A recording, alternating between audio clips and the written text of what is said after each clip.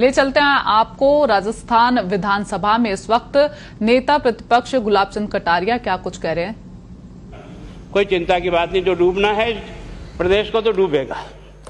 मतलब 10 वर्ष में चाहे मेरी सरकार रही हो चाहे आपकी रही हो, किसी में स्वयं शिक्षा मंत्री हूं, अपराधी होऊंगा, कोई चिंता की बात नहीं। लेकिन आप कम से कम इन 10 सालों से इन जितनी कोचिंग संस्थाएं चल रही है, इनकी जितनी परीक्षाएं हुई है, उनके परीक्षा के रिजल्ट के साथ आप एक टीम लगा करके इनका पोस्टमार्टम करो, तब आपको समझ में आ जाएगा कि बीमारी कहाँ से चली है। ये बीमारी इन व्यवसायियों के थ्रू चली है। मैं और आप पेपर आउट करेंगे, पेपर लाऊंगा, 5 लाख दे दूंगा, 8 लाख दे दूंगा, मैं क्या 2 करोड़ 5 करोड़ 8 करोड़ दे सकता हूं क्या? ये सारे के सारे जो पैसे देने वाले बड़े बड़े दिग्गज लोग हैं, जो कोई 10 करोड़ में पेपर ले जाता है, कोई 3 करोड़ में ले जाता है, कोई 2 करोड़ में ले जाता है, फिर अपने कोचिंग संस्थान में रिजल्ट लाता है, उसके बाद बड़े बड़े पोस्टर बाहर लगाता है, मेरा 100% सिलेक्शन। ये है बीमारी की जड़।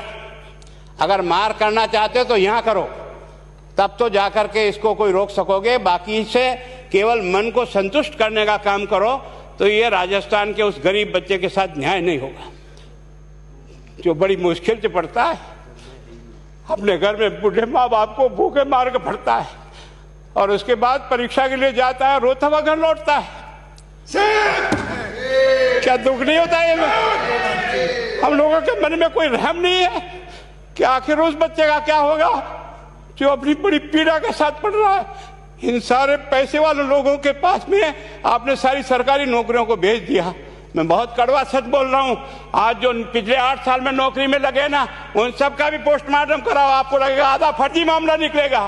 कोई है नहीं, कोई सोचने वाला है इस पर कि आखिर उसके दर्द को कौन जानेगा? है ना। जिस प्रकार से हमने परीक्षा के माध्यम से इन पैसे वाले लोगों को उतार करके सारे के सारे उन गरीबों की आशाओं के ऊपर पानी फेर दिया। रात और दिन पढ़ता है, भूखा प्यासा पढ़ता है, घर बेच करके पढ़ता है, खेत बेच करके पढ़ता है, लेकिन जब उसका सिलेक्शन नहीं होता तो जहर खा के मरता है। कोई इस पीड़ा को समझने के लिए तैयार नहीं है। और हम इस कानून को ला करके दुनिया को बताना चाह रहे हैं कि हमने इतना बड़ा कानून कर दिया, इस कानून से कुछ भी नहीं होगा। मैं आज आपको कह रहा हूं, ये जो आपने नए प्रावधान जोड़े हैं, मैं सोचता हूं कि मुझे कुछ बोलने की इच्छा नहीं, मुझे बहुत दुख है इस बात का। क्या होगा ये?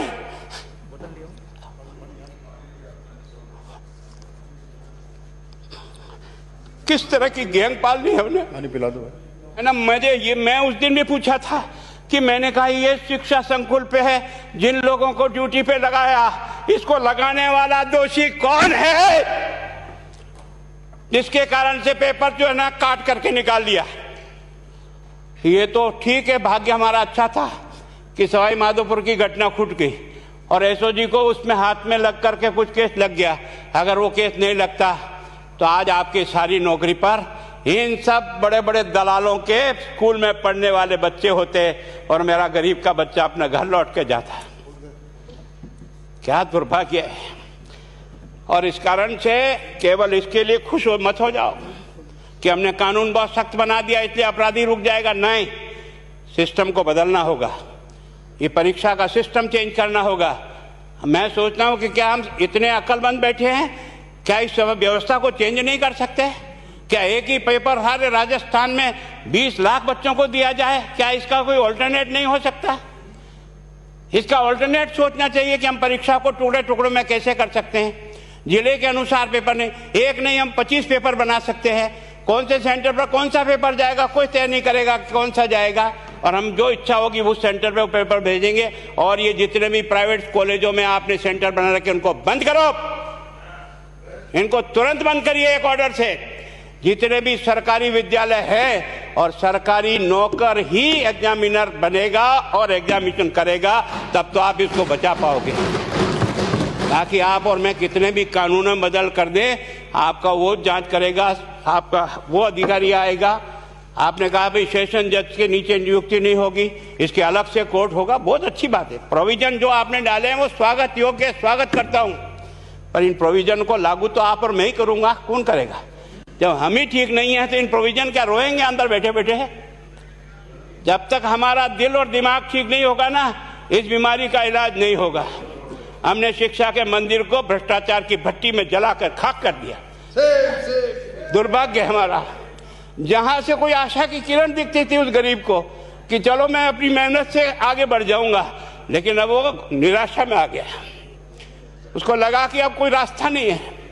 और इस कारण से मैं सोचता हूं कि आप जिस भावना से लाया, मैं आपकी भावना की इज्जत करता हूं, लेकिन केवल आपकी भावना इन बेईमानों को नहीं रोक सकेगी।